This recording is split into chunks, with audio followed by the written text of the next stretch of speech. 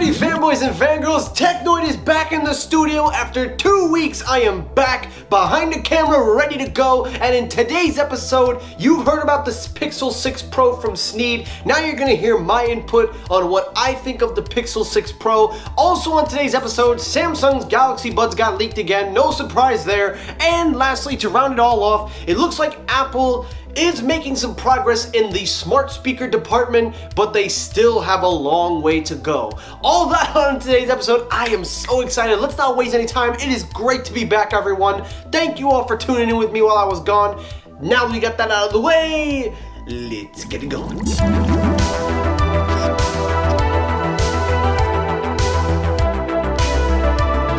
Alrighty, just real quickly before I start the first story, I gotta give a huge shout out to Sneed Mobile Tech. I want to take this moment to thank you, Sneed, for hosting my show, for those 2 episodes that you did. You really did come in the clutch, my friend, my brother. Thank you so much. I really appreciate you taking your time out of your day to make a video for me. So guys, please give a big thank you to Sneed Mobile Tech for hosting Technoid. But guess what, old man? The old people are out. In with the young. Let's get the show going. I love you though, brother. Alrighty, story number 1. Let's talk about the Pixel 6 Pro.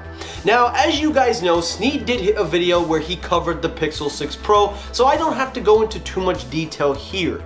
So I'm gonna get right to my thoughts on the Pixel 6 Pro, and I'm here to tell you guys that there is a lot of excitement for this phone, and justifiably so. Look at what was released. Google basically said, you know what, we're tired of these leaks. Look, John Prosser was leaking it, Evan Bliss was leaking it, everybody's leaking our phone, so you know what we're gonna do? We're gonna give a big F you to our competitors over at the Leak World for those stupid little leaking renders and those unused Android forums. Basically just saying, you know what, we're gonna screw all that and we're just gonna do our own thing. Which is a very good thing because this is finally for the first time that I think we've ever seen a company that has flat out just said, here it is. Now, we do know companies kind of do that when they don't take any repercussions, but in the case of Google, they said, you know what? Why not?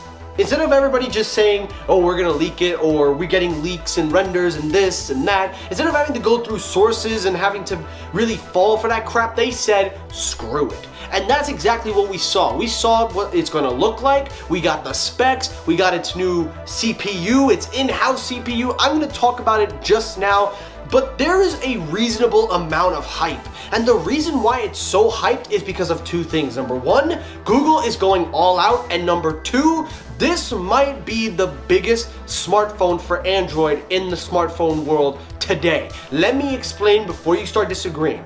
First of all, let's address the hype. This is a big deal because for such a long time, and I've been on record saying it, I don't need to go into any more details. Google has been slacking on their flagship.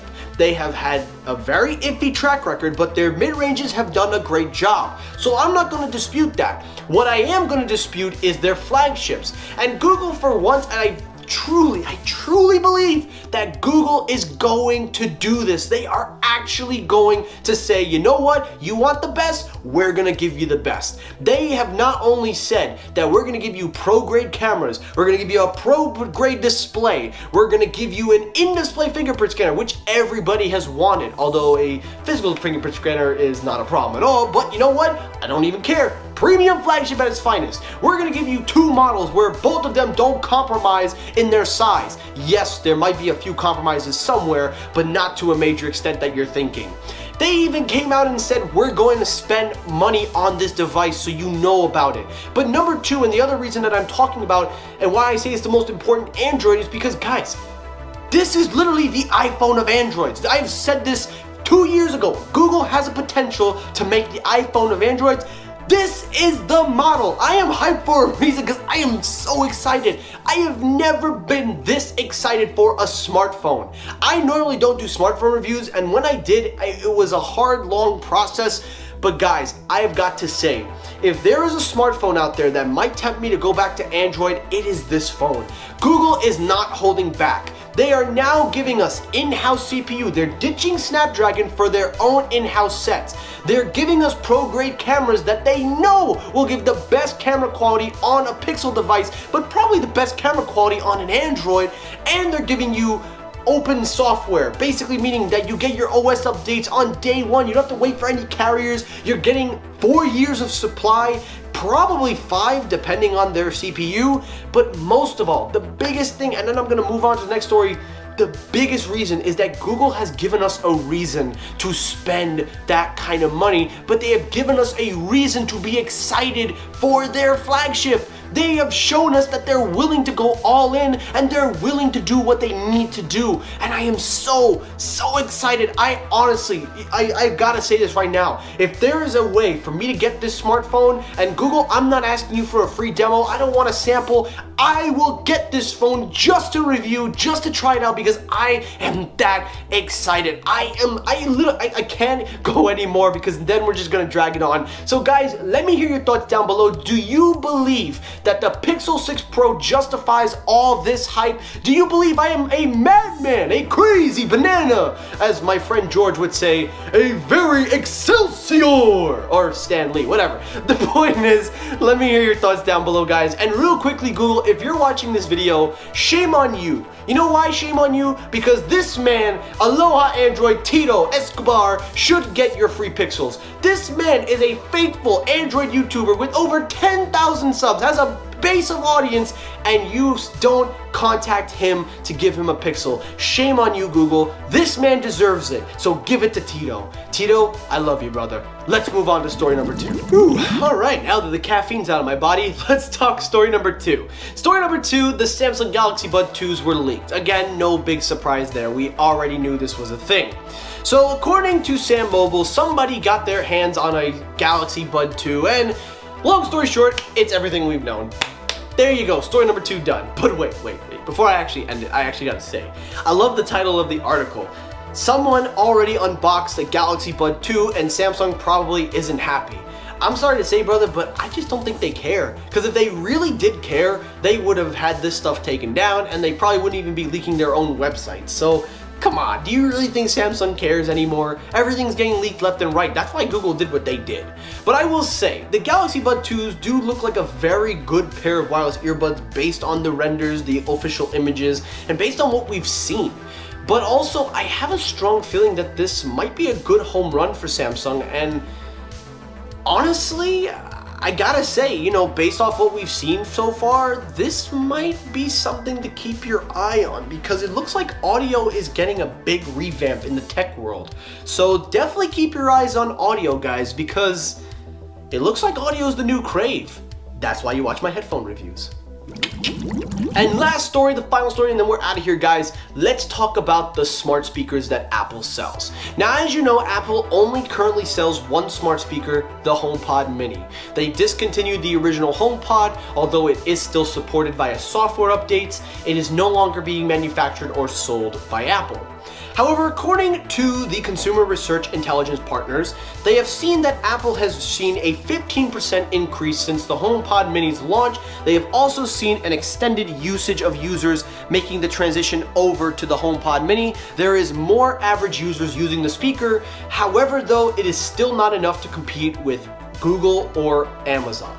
Now, the problem is not that Apple isn't selling them, it's just that Apple doesn't have enough smart speakers to vary in range. This would now lead into, of course, Apple developing a new HomePod, which we know they are currently in development of 2 different models, one with the screen and then a mid-size HomePod that will have some similar technology to the original HomePod. Now, I'm gonna go out on a limb and say that I think Apple discontinuing the original HomePod was a mistake. And I say that because of 2 reasons. Number 1, I believe that by having that option for people that wanted to pay the premium, that it would have been a better alternative. It was $299, it was expensive, I'm not gonna debate that. But for a more premium smart speaker with great audio, I think people probably would be willing to dish it now, knowing what we're gonna get to the second reason. But the second reason is that the original HomePod got a ton of features that make it more usable and more justifiable. It can be used as a soundbar. It has full soundbar support if you have an Apple TV.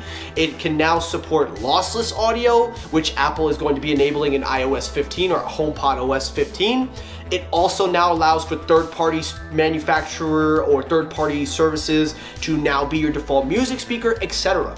So there are a lot of more practicalities with the HomePod, the original HomePod, with high quality sound, especially that lossless audio, although the HomePod Mini does support all those features as I've said, and it does have the U1 chip for ultra wideband connectivity and interaction.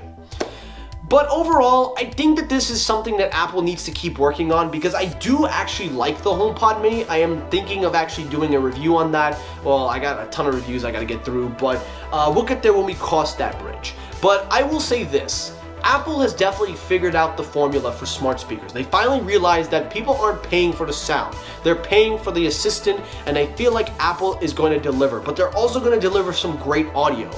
So Apple, I have only one advice. Keep working on Siri, because if you want more users to buy that, you're gonna have to get that. And please, the next HomePod, let's do 1 woofer and 2 tweeters. There you go. And that's it for today's episode of Technoid. Guys, I am so thrilled to be back behind the camera. 2 weeks was too long. I again thank you, Sneed Mobile Tech. I truly appreciate what you have done for me. I appreciate you running the show, brother. But the king is in his dominion. The champ is here, and we're back. We're almost at 3,000 subs, ladies and gentlemen. Thank you all for tuning in weekly. If you liked the video, hit the like button. If you dislike the video, you can hit the dislike button. That helps circulate my views as well. As always, everyone, it is great to be back. It is great to be behind the camera against this majestic green screen. Okay, you know what? Let's end the video here. I'm having too much fun. Thank you all for watching. I'll see you all in the next episode. Have a great rest of your day, guys. Take care, stay safe, and